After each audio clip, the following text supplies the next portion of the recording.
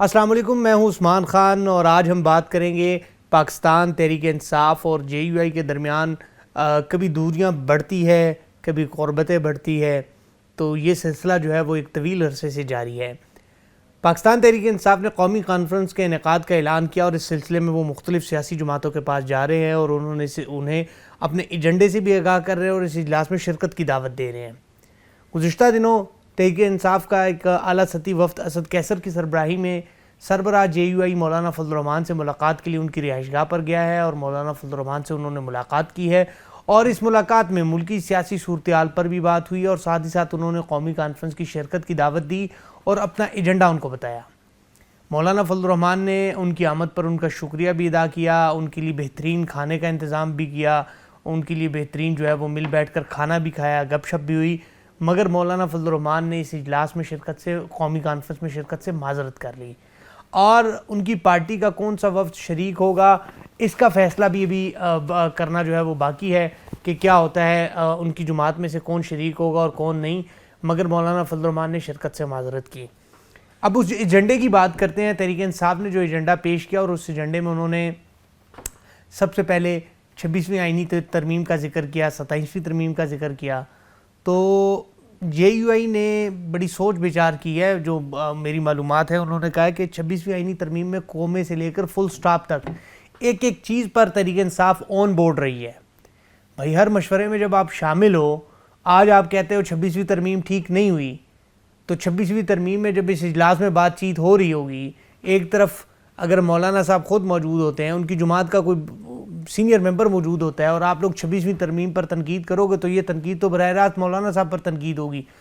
تو میرے جو ذرائع ہیں وہ یہ دعویٰ کرتے ہیں کہ مولانا فضل الرحمان نے اس پر تشویش کا اظہار کیا اور کہا کہ 26ویں ترمیم میں قومے سے فل سٹاپ تک تو آپ ہمارے ساتھ تھے، ہر چیز پہ آن بورڈ تھے، آج آپ اعتراض کس طرح کرتے ہو؟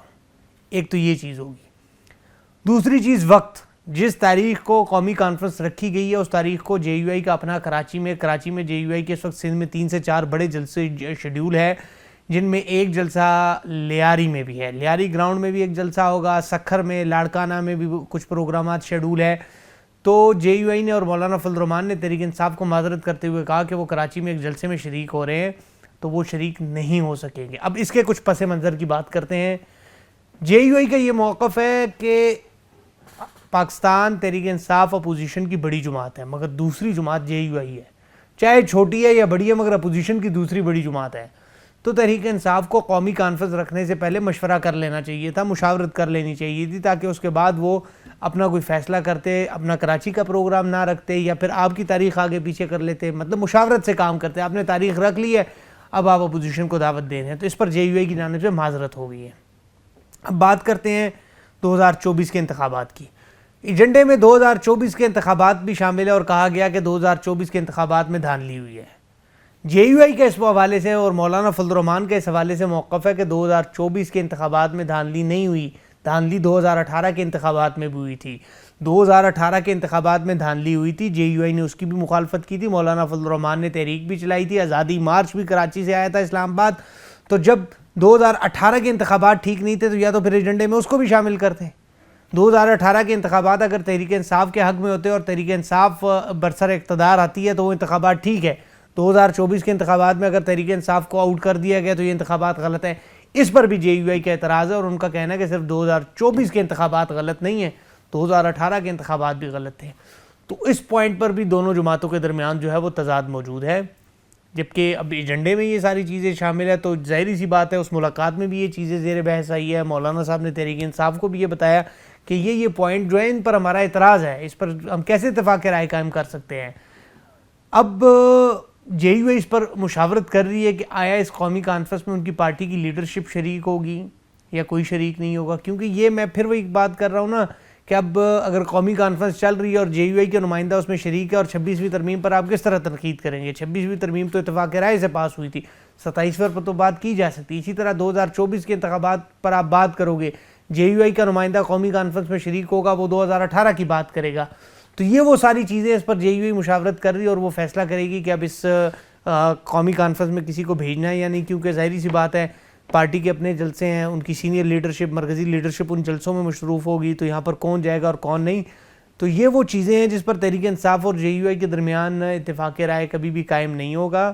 ہم بات کرتے ہیں 2024 کی پی ٹی آئی تو مولانا 2018 کی بات کرتے ہیں. یہ بات صرف وفاق کی کرتے ہیں تو مولانا کے پی کی بھی بات کرتے ہیں کہ اگر آپ کہتے ہیں کہ پورے ملک میں دھاندلی ہوئی, کیا کے پی کے میں دھاندلی نہیں ہوئی 2018 میں اور 2024 میں؟ تو وہ یہ ساری چیزیں جس میں ابھی اتفاق رائے پیدا کرنا ان تمام تر سیاسی جماعتوں کے درمیان ابھی رہتا ہے. بہرحال اب قومی کانفرنس ہونے جا رہی ہے. ذرائع جو ہے وہ مولانا صاحب تو اب نہیں شریک ہو رہے, اب ان کی پارٹی کا وفد شریک ہوگا یا نہیں یہ بھی 1-2 روز میں فیصلہ ہو جائے گا. تو یہ تھی مولانا فضل الرحمان اور تحریک انصاف کے اعلیٰ سطحی وفد کے درمیان ہونے والی ملاقات کی میں جو گفتگو تھی. اور ایک اور اہم چیز یہ تھی کہ جو ملاقاتوں پر بھی مولانا فضل الرحمان نے تشویش کا اظہار کیا اور انہوں نے کہا کہ ان کی فیملی کو اور وکلا کو ہر صورت ملنے دینا چاہیے. اس حوالے سے مولانا فضل الرحمان کا واضح موقف ہے. اور پھر اڈیالہ کے بعد جس طرح پارلیمنٹیرینز پر اور ان کے کارکنان پر جو وہاں پر لاٹھی چارج یا پھر پانی ان پر گرایا جاتا ہے, اس پر بھی مولانا فضل الرحمان نے مذمت بھی کی اور تحریک انصاف کے وفد کو سے بات چیت کرتے ہوئے کہا کہ یہ اس طرح کا واقعہ اس سے پہلے کبھی نہیں ہوا. اس پر وہ ان کے ساتھ تھے.